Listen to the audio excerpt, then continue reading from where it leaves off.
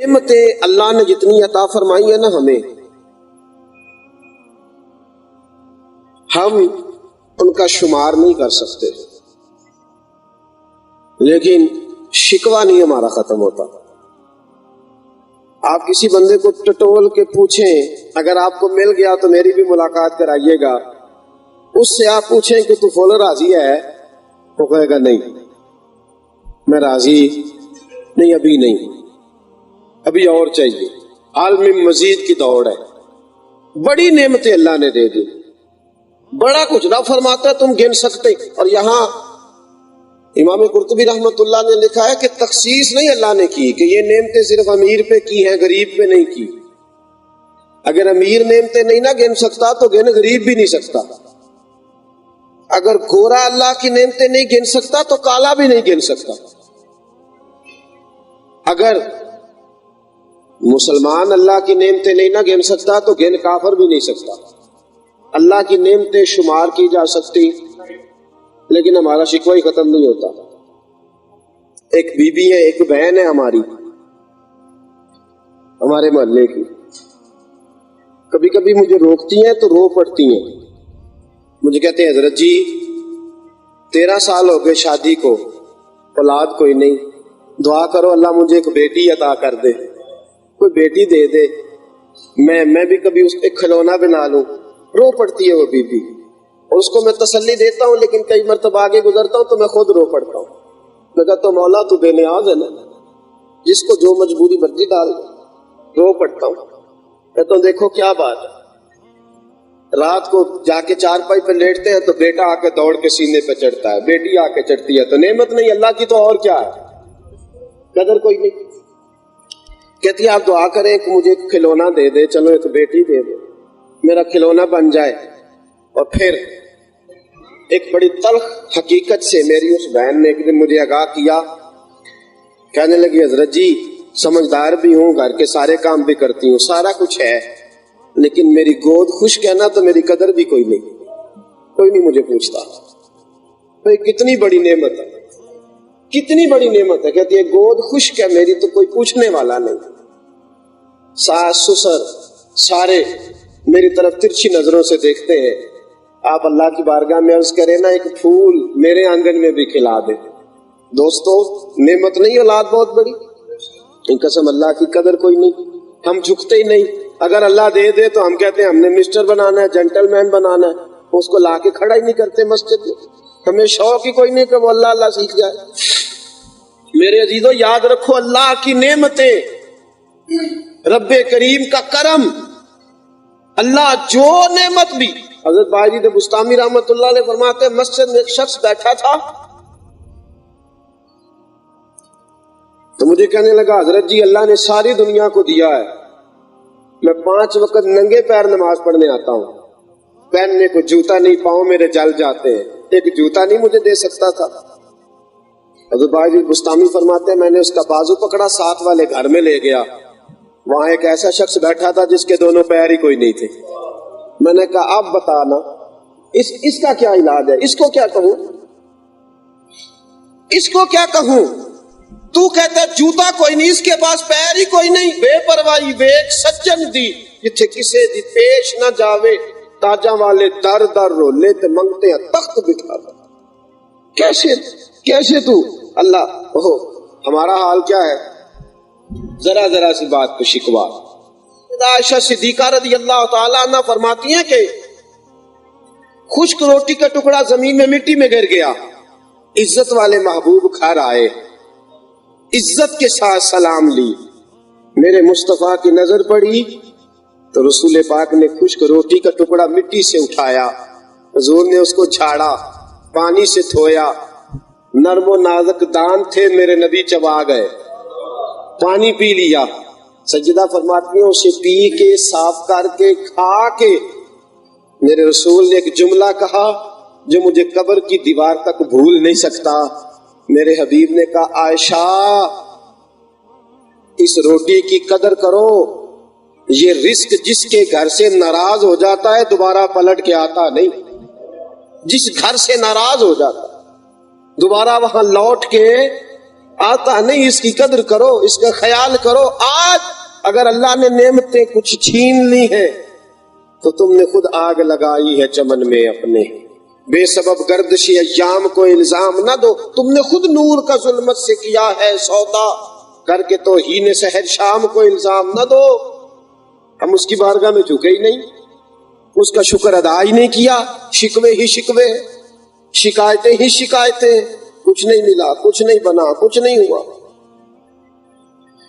رسول کریم صلی اللہ علیہ وسلم فرماتے ہیں قیامت کے دن ایک بندہ آئے گا جس کی 1400 سال کی عبادت ہوگی۔ کتنی؟ اللہ فرشتوں سے کہیں گے اس کو میرے فضل سے جنت میں لے جاؤ، میرے، وہ کہے گا یا اللہ 1400 سال فرما برداری کی، میں نے گناہ ہی کوئی نہیں کیا، تو یہ تو میرے اعمال کا نتیجہ ہے۔ اللہ فرمائیں گے بالکل ٹھیک ہے، ٹھیک ہے، موازنہ کر لیتے ہیں۔ رب کریم اس کو فرمائیں گے فرشتوں کو کہ جو میں نے اس کو نعمتیں دی ہیں نا، ان نعمتوں کا وزن کرو اور اس کے عملوں کا وزن کرو، پھر حساب کر کے اس کو جنت ملتی ہے یا دوزخ ملتی ہے دے دو۔ نبی کریم علیہ السلام فرماتے ہیں الٹی آنکھ ایک پلڑے میں، 1400 سال کی عبادت دوسرے پلڑے میں، آنکھ کی نعمت کا وزن زیادہ ہو گیا۔ فرشتے کہنے لگے یا اللہ یہ تو 1400 سال میں الٹی آنکھ کا شکر ادا نہیں کر سکا، 1400 سال میں ایک آنکھ کی پتلی کا شکر ادا۔ اللہ فرماتے چلو اٹھاؤ اس کو میرے عدل سے جہنم میں پھینک دو۔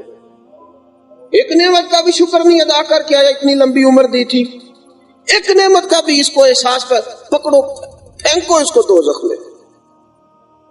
میرے حبیب پاک فرماتے ہیں چیخے گا، کہے گا مولا غلطی ہو گئی، بس تم اپنے فضل سے جنت میں بھیج دے۔ عدل کریں تے تھر تھر کمبڑ اونچیاں شاناں والے، فضل کریں تے بخشے جاون میرے جے منہ کالے۔ عزیزو ایک نعمت کا شکر ادا نہیں کر سکتے، ساری رات سجدے میں، ہمارے پاس ٹائم ہی کوئی نہیں۔ لیکن وہ فرماتا ہے کہ اے میرے حبیب نبی عبادی انی انا الغفور الرحیم، سونے محبوب میرے بندوں کو بتا دے کہ میں تو بڑا ہی بخشنے والا اور بڑا ہی مہربان ہوں، میں مہربانی کرتا ہوں۔ احساس سے نعمت پیدا کرو دوستو، اپنے دلوں کے اندر احساس کو جگاؤ کہ اللہ تبارک و تعالیٰ اتنا رزق عطا فرماتا، اتنی نعمتوں سے نوازتا ہے، باوجود اس کے اس کی بندگی کا وقت نہیں، اس کی عبادت کا ٹائم نہیں، اس کی بارگاہ میں جھکنے کی فرصت نہیں، ہمارے پاس وہ لمحات ہی نہیں کہ ہم اللہ کو یاد کر لیں۔ عزیزوں باوجود حضرت موسیٰ علیہ السلام نے کہا یا اللہ تھوڑے دن کے لیے نا روٹی تقسیم کرنے کی ڈیوٹی میری لگا۔ اللہ نے فرمایا موسیٰ میرا کام ہے، مجھے ہی کرنے دے۔ لیکن نبی پیارے ہوتے ہیں نا اللہ کو، کبھی کبھی ناز میں آ جاتے ہیں، اللہ مان جاتا ہے۔ حضرت موسیٰ کہنے لگے نہیں یا اللہ چند دنوں کے لیے صحیح۔ اللہ نے فرمایا 1 ہفتے کے لیے تجھے دے دیتے ہیں، تو تقسیم کر، اگر ہفتہ تجھ سے چل گیا تو پھر ٹھیک ہے چلانا۔ حضرت موسیٰ کے پاس تقسیم میں رزق کی ڈیوٹی آ گئی، دیتا اللہ ہی ہے، بندے صرف تقسیم کی ڈیوٹی آ گئی۔ حضرت موسیٰ کوہ طور سے واپس آ رہے تھے، پہاڑوں کے درمیان سے گزر رہے تھے، ایک پہاڑ کے پیچھے دیکھا ایک مرد اور ایک عورت بدکاری کر رہے ہیں، بلایا، کا شرم نہیں آتی؟ اللہ کی زمین پہ رہتے ہو، اللہ کا کھاتے ہو، اس کی نافرمانی کرتے ہو، آج سے لے کر 1 ہفتے تک تمہاری روٹی بند۔ حضرت موسیٰ علیہ السلام نے جب یہ کام کیا تو اللہ کریم نے آواز دی، کہا موسیٰ تجھے کہا تھا نا میرا کام ہے مجھے ہی کرنے دے، میرا کام ہے مجھے ہی کرنے دے۔ یا اللہ کیا ہوا؟ اللہ کریم نے فرمایا تو نے ایک دیکھا روٹی بند کر دی، میں پتہ نہیں روز کتنے دیکھتا ہوں، بتا کس کس کی بند کروں، کس کس کی بند کروں، کس کس کی بند کروں؟ ایک دیکھا تو نے کہا بند، روز کتنے دیکھتا ہوں؟ کیا کچھ کرتے ہیں، میرا انکار کرتے ہیں، میرے ہونے کے منکر ہیں، لیکن میں نے وعدہ کیا ہے میں رات کو سب کو روٹی دے کے ان کو آرام کی نیند سلاتا ہوں۔ میرے دوست تو اللہ کی نعمتوں کا احساس کر، اگر تجھے آنکھ دی ہے تو کسی اندھے سے ملاقات کر، اس سے پوچھ۔ وہ کہتا ہے ماں بڑی پیاری ہے، بیٹی بڑی پیاری ہے، بیٹا بڑا پیارا ہے، بھائی بڑی محبت کرتا ہے، لیکن کیا کروں ایک بار بھی زندگی میں آنکھ بھر کے اپنے ابا جی کو دیکھ نہیں سکا۔ اپنی ماں کے چہرے کی زیارت نہیں کر سکا. کبھی پوچھ اس سے جو گنگا ہے، اس کا بڑا دل کرتا ہے کہ وہ آواز دے کہ بیٹا ادھر آؤ میری بات سنو. اس کا دل کرتا ہے وہ کہے کہ بیٹا تو مجھے بڑا پیارا لگتا ہے. اس کا دل کرتا ہے وہ کہے اپنی بیوی سے کہ تو میری بڑی خدمت کرتی ہے. اس کا دل کرتا ہے کہ وہ کہے ابا جی چلے گئے تو مجھے بڑے یاد آتے ہیں. وہ اپنے دل کے جذبات کا اظہار اپنی زبان سے کرنا چاہتا ہے، پر اس کے پاس زبان کوئی نہیں. وہ کیسے احساس کرے؟ ایک زبان کی نعمت اللہ نے اس سے لے لی ہے.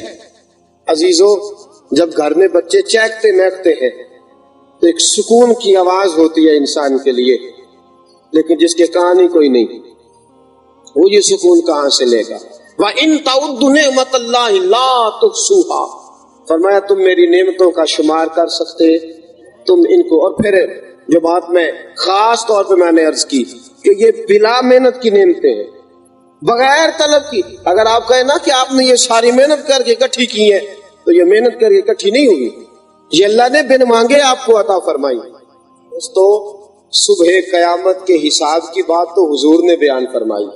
تو نعمتیں کھائے جاتا اور تو نے کبھی سوچا نہیں کہ جب اللہ حساب مانگے گا، کبھی ابا جی حساب مانگ لے تو مصیبت بن جاتی، کبھی منشی صاحب سے مالک صاحب حساب مانگ لے تو مصیبت بن جاتی.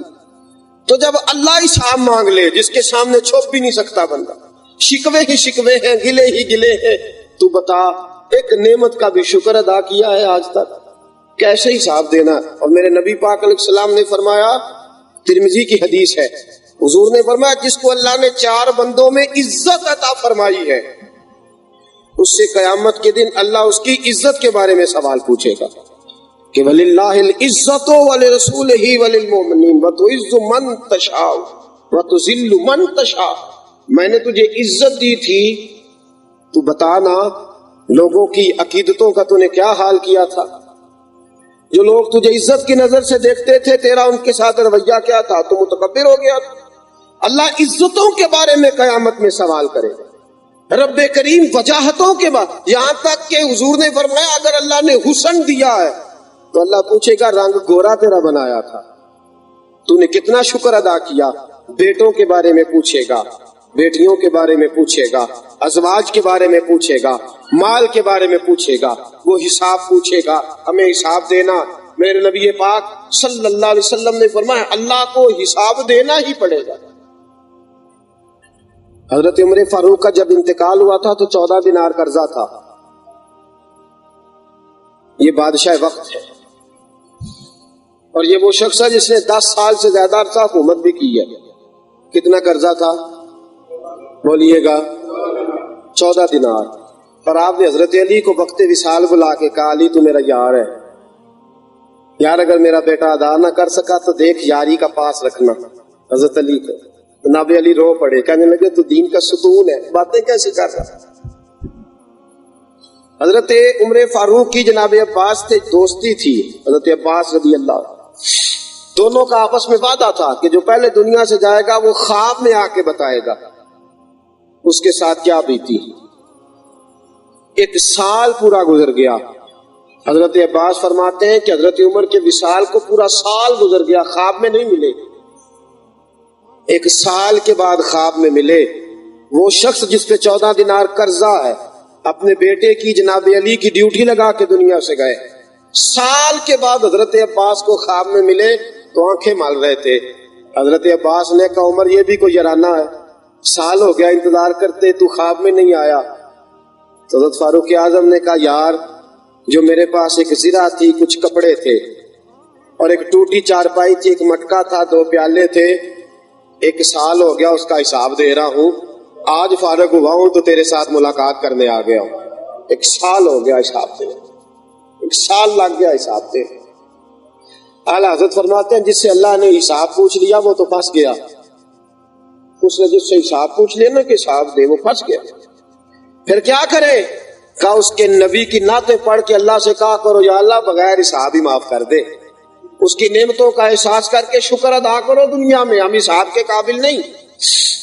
خدا اعلیٰ حضرت فرماتے ہیں مولا رضا سے تو کیا حساب لے گا، رضا بھی کسی حساب میں ہے، رضا سے تو کیا حساب لے، رضا بھی کسی حساب میں.